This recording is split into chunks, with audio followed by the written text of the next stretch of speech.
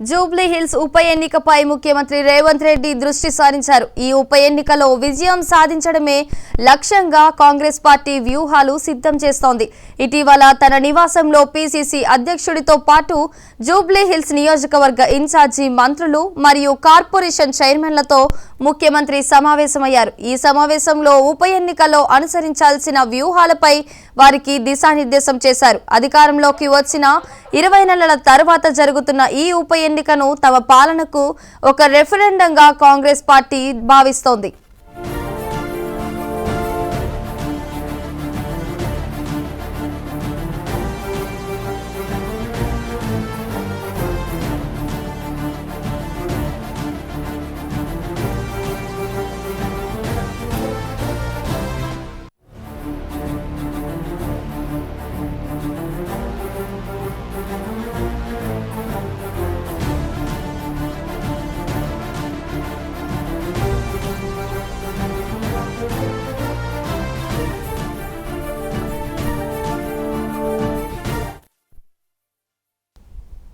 ఈ ఫలితం రాబోయే మున్సిపల్ ఎన్నికలపై కూడా ప్రభావం చూపే అవకాశం ఉందని పార్టీ నాయకత్వం అంచనా వేస్తోంది.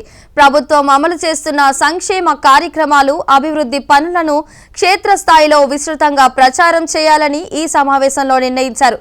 ముఖ్యంగా పోలింగ్ బూత్ల వారీగా ప్రచారం చేసేందుకు పక్కా ప్రణాళికలు సిద్ధం చేసుకోవాలని సీఎం ఆదేశించారు.